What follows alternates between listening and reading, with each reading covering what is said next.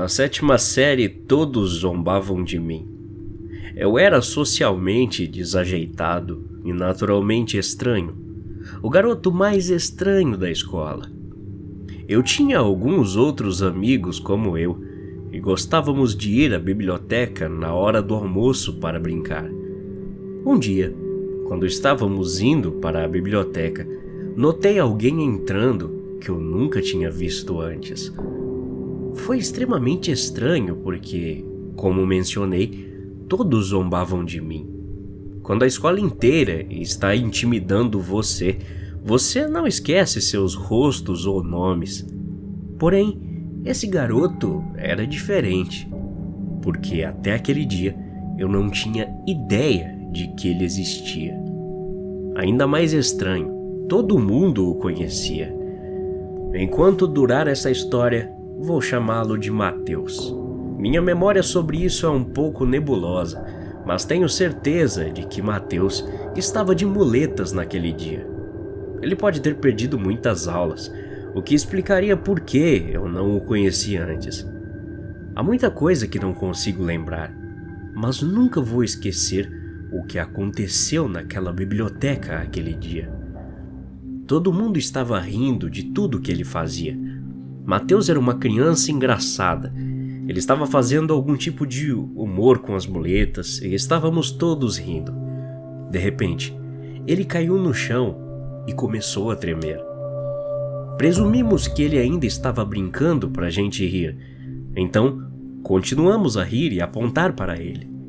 Mas ele não parava de tremer. O bibliotecário correu até o menino e nos disse para sairmos do caminho.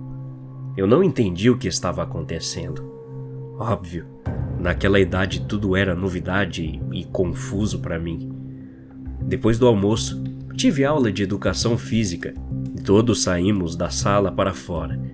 Todo mundo estava falando sobre Mateus. Corria o boato de que ele foi levado ao hospital, mas ainda não entendi o que estava acontecendo. Tudo que eu sabia era que ele caiu. Agora sei que ele teve uma convulsão. Na aula seguinte, os rumores sobre Mateus estavam começando a assustar as outras crianças. Fomos interrompidos por um professor que nos deu a grave notícia. Mateus morreu de ataque cardíaco. O garoto, que conhecia há apenas 1 hora ou mais, agora estava morto. E comecei a pensar, a última cena que ele viu, minutos antes de sua morte, era da gente apontando e rindo dele. Me senti culpado e confuso. Todos que eram próximos de Mateus, assim como todos que estavam na biblioteca na hora do almoço, foram levados para a sala do diretor para chorar juntos. Fiquei chocado com a quantidade de alunos que estava lá. Porque ele conhecia tantas pessoas que eu conhecia, mas eu nunca o conheci. Eu nunca tinha ouvido ninguém sequer mencioná-lo antes. A sala inteira estava chorando, mas eu não. Eu apenas abaixei minha cabeça em uma tentativa de parecer chateado e triste. Alguém colocou a mão em meu ombro, pensando que eu devia estar arrasado com o que aconteceu. Mas eu não pertencia àquele lugar. Eu não estava triste por aquilo, da mesma forma que todos ali que o conheciam e foram verdadeiramente arrasados por sua morte estavam.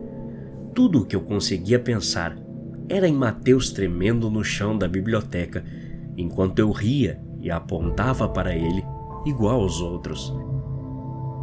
No dia seguinte, todos na minha sala de aula estavam soluçando e consolando uns aos outros.